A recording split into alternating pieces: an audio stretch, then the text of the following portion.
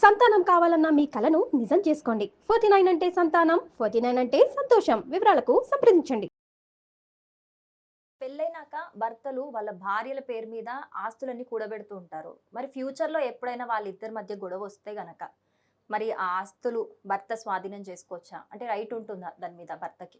ఇప్పుడు జనరల్‌గా ఏందంటే, మనకు పబ్లిక్ అంతా ఏమనుకుంటారంటే ఏందంటే, ఆస్తి ఎవరి పేరు మీద ఉంటే వాళ్ళ వాళ్ళే సొంతం. ఓనర్సు, అవును. వాళ్ళే సొంతదారులు కాబట్టి వాళ్ళు ఏమైనా చేసుకోవచ్చు అనుకుంటారు. సో, ప్రాపర్టీ లాస్‌కొచ్చేసరికి ఏమైందంటే, ఇప్పుడు మనకు రకరకాల లాస్ ఉంటాయి ఇండియాలో.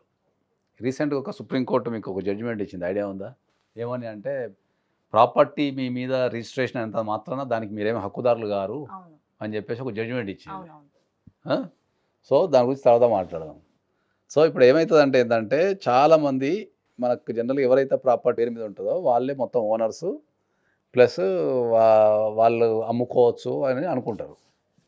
జనరల్‌గా భారతదేశంలో ఏమైతుందంటే, ఇంట్లో ట్రాన్సాక్షన్ జరిగేటప్పుడు భర్త సంపాదించడం గానీ, కొన్ని సందర్భాల్లో ఎక్కడి నుంచైనా అసెట్స్ వచ్చినప్పుడు గానీ, ప్రాపర్టీస్ టాక్స్ వల్ల గావచ్చు, ప్రేమతోని గావచ్చు, ఇంకా సెక్యూరిటీ కోసం గావచ్చు, మనం భార్యాభర్తలు ఉన్నప్పుడు భార్య మీద మనం ప్రాపర్టీస్ అని కొంటూ ఉంటాం. అవును.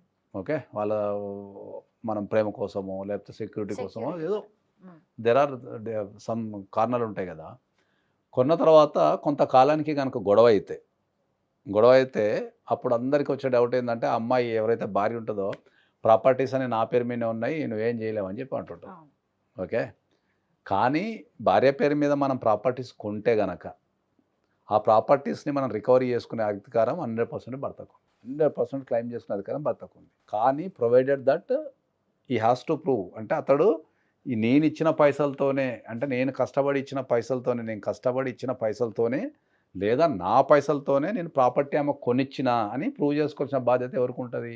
భర్తకుంటది హస్బెండ్. కోర్ట్‌లోకెళ్ళి. సో, భర్త గనక సాక్ష్యాధారాలన్నీ మంచిగా పెట్టుకొని ఉంటే, అంటే ఈయన అకౌంట్‌లో నుంచి ఎవరైతే ప్రాపర్టీ అమ్మినో వాళ్ళకి పోయుండి, ఈయన ఈ అకౌంట్‌లో ఉన్న పైసలు ఈయన సంపాదించినయి గానీ, ఈయనకు సంబంధించిన పైసలు గానీ గనక అయ్యుంటే, సాక్ష్యాధారాలు ఉండాలి దానికి. సాక్ష్యాధారాలు ఉంటే 100% భర్త క్లెయిమ్ చేసుకోవచ్చు భార్య దగ్గర నుంచి. అంటే ఎంత పర్సెంట్ కంప్లీట్ స్వాధీనం కంప్లీట్ వస్తది. చేసుకోవచ్చు? పర్సెంటేజ్ అంటే ఏముండదింకా. ఇప్పుడు భార్య పేరు మీద ప్రేమతోనో, అవసరం కొద్దో నేను సంపాదించిన మనీని ఆమె పేరు మీద భార్య గాబట్టి పెట్టినా. సో, ఇవాళ మా ఇద్దరి మధ్యల సంబంధం అనేది చక్కగా లేదు గాబట్టి, ఇప్పుడు ఆమె ఇవ్వనని నీకు లేదు జనరల్‌గా. ఆమె ఇవ్వాల్సిన బాధ్యత ఆమెకుంటది జనరల్‌గా. ఆమెకేమన్నా రైట్స్ ఉంటే ఆమె క్లెయిమ్ చేసుకోవచ్చు ఎళ్లి కోర్ట్‌లో. ఓకే. కానీ ఆ ప్రాపర్టీ గుంజుకునే హక్కయితే భర్తకుంటది. అది అబ్సల్యూట్‌లీ 100% గుంజుకోవచ్చు దాన్ని. ఇట్లా మరి ఇదే పర్సెంటేజ్ అంటే ఏముండదు. ఇదే కేస్‌లో ఒకవేళ వాళ్ళు డివోర్స్ తీసుకుందాం అనుకున్నారు ఆ గొడవకి. మరి మొత్తం భార్య పేరు మీదనే ఉంది. మరి నాకు పరిహారం కింద ఇది నాకే కావాలి అనేది ఉంటే? అలా మ్యూచువల్ డిమాండ్ డైవోర్స్ చేస్తే? వేరు. ఇప్పుడు మనకు మ్యూచువల్ డైవోర్స్ వేరు, కంటెస్టెడ్ డైవోర్స్ వేరు. హ్మ్. మ్యూచువల్ డైవోర్స్ అంటే ఏంది? ఇద్దరు వ్యక్తులు కూర్చొని మ్యూచువల్‌గా తీసుకునే మ్యూచువల్ డైవోర్స్‌ని మ్యూచువల్ అండర్‌స్టాండింగ్. డైవోర్స్ అంటాం. హ్మ్. మ్యూచువల్ డైవోర్స్‌లో ఏమైతది? మధ్యవర్తులు గాని, అడ్వకేట్స్ గాని, సమ్ థర్డ్ పార్టీస్ గాని వాళ్ళిద్దరిని కూర్చోబెట్టి, వాళ్ళిద్దరి మధ్యలో మ్యూచువల్ డైవోర్స్ తీసుకోవడానికి టర్మ్స్ అండ్ కండిషన్స్ ఏమున్నాయి అన్ని రాసిన తర్వాతనే మ్యూచువల్ డైవోర్స్ అప్లై చేస్తారు. సో, ఆ మ్యూచువల్ డైవోర్స్ అనే మీటింగ్‌లోనే అవి డిసైడ్ అయితాయి. ఎంత ఇవ్వాలా? ఇవ్వాలనా? వద్దా? ఇస్తే ఎంత ఇవ్వాలా? ఎప్పుడు ఇవ్వాలా? ఎట్లా ఇవ్వాలనేది నీకు మ్యూచువల్ డైవోర్స్‌లో డిసైడ్ అయిపోతది. సో, అక్కడ మ్యూచువల్ డైవోర్స్ అనే క్వెషన్‌లో మనకు అక్కడ ప్రాపర్టీ డిస్ట్రిబ్యూషన్ అనేది రాదు. ఎందుకంటే వాళ్ళిద్దరు మ్యూచువల్‌గా కూర్చొనే మాట్లాడుకుంటారు. ఎప్పుడైతే కంటెస్టెడ్ డైవోర్స్ అంటే ఒక వ్యక్తికి మనం వ్యతిరేకంగా, అంటే ఒక వ్యక్తికి డైవోర్స్ తీసుకోవాలని ఉంటది.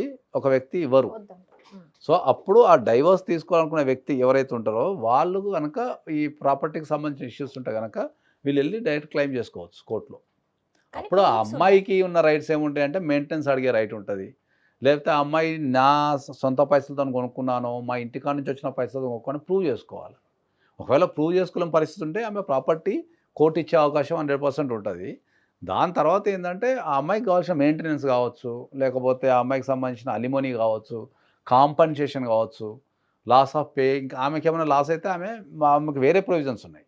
ఆ ప్రొవిజన్స్ కింద ఆమె అప్లై చేసుకోవచ్చు. ఇలాంటి కేస్‌లో పిల్లలుంటే వాళ్ళకి ఇద్దరూ ప్రూవ్ చేయలేని ఏదైనా సిట్యుయేషన్ ఉంటే అది పిల్లల పేరు మీదకి ట్రాన్స్‌ఫర్ చేసేది అట్లా ఏమన్నా ఉండదు. ఉంటదా? ఇప్పుడు పిల్లలకు సంబంధించి రైట్స్ అనేటివి వేరే ఉంటాయి. మనం మాట్లాడే టాపిక్ ఏముంటది? ఓన్లీ ఒక wife and wife husband. And husband మధ్యలో ప్రాపర్టీ ట్రాన్స్‌ఫర్ జరుగుతుంటే ఏముంటాయి అనేది ఒకటుంటది. ఇక్కడ ఇంకోటి ఖచ్చితంగా చెప్పాల్సింది ఏంది అంటే, మీకు సేమ్ వైఫ్ గనుక భర్త మీద కొనిస్తే గనక భర్త మించి కూడా వైఫ్ యెస్. తీసుకోవచ్చు. యెస్. Vice versa. అంటే ఇద్దరికీ సేమ్ రైట్స్ ఉంటాయి. ఒకవేళ వైఫే కొనిచ్చిందనుకుందాం. వైఫ్ కూడా క్లెయిమ్ చేసుకోవచ్చు. Property proofs. బ్యాక్ తీసేసుకోవచ్చు. ప్రూఫ్స్ చూపియాలి. అది కంపల్సరీ ప్రూఫ్, కొనిచ్చినట్టు ప్రూఫ్ ఉండాలి కదా. ఓకే. ఇప్పుడు నీ పైసలతోనే కొనిచ్చినావు అంటానికి ఒక ప్రూఫ్ అనేది కంపల్సరీ ఉండాలి కాబట్టి ప్రూఫ్ ఇస్ మ్యాండేటరీ దాంట్లో. ప్రూఫ్ లేకుండా మనం ఉట్టి అలిగేషన్స్ వేసి కోర్టుకి వెళ్ళి కొనిచ్చినట్టు కాదు కదా. కాబట్టి కంపల్సరీ ప్రూఫ్ ఉండాలి ఇద్దరికి, ఇది ఇద్దరికి వర్తిస్తుంది. ఒకవేళ మీరు ఇందాక అన్నారు ప్రూఫ్స్ అంటే బ్యాంక్ ట్రాన్సాక్షన్స్ అవన్నీ చూపించాలి అని, ఒకవేళ క్యాష్ లో పే చేస్తే అప్పుడు ప్రూఫ్స్ ఉండవు కదా సార్? అంటే ఇప్పుడు మనకు ఇప్పుడున్న జనరేషన్లో గత 15 years నుంచి అయితే అంత ఆన్లైన్ ట్రాన్సాక్షన్స్ Online. చేస్తున్నారు. కానీ పెద్ద అమౌంట్ అంటే అదే. క్యాష్ ప్రిఫర్ చేస్తారు కదా అంటే first. పెద్ద అమౌంట్ అంటే దీంట్లో 2 పద్ధతులు ఉంటాయి. మనకి ఏదైతే సేల్ డీడ్ అయితే సేల్ డీడ్ అమౌంట్, మనకు ఇండియాలో ఒక ప్రాబ్లం ఏంది అంటే మనకు గవర్నమెంట్ వాల్యూ వేరుంటుంది, మార్కెట్ వాల్యూ వేరుంటుంది. Yes. గవర్నమెంట్ వాల్యూ అంటేనేమో గవర్నమెంట్ డిసైడ్ చేసిన వాల్యూ ఉంటుంది. మార్కెట్ వాల్యూ అంటేనేమో మనం మార్కెట్లో Demand, అమ్మకాలు demand కొనుగోలు బట్టి. చేసుకునే మార్కెట్ వాల్యూ ఉంటుంది. ఈ రెండింటి మధ్యలో చాలా డిఫరెన్స్ ఉంటుంది. అవును. సో ఈ మార్కెట్ వాల్యూ ఏదైతే ఉందో, మన గవర్నమెంట్ వాల్యూ ఏదైతే ఉందో అది కంపల్సరీ నువ్వు వైట్లోనే పే చేయాలి.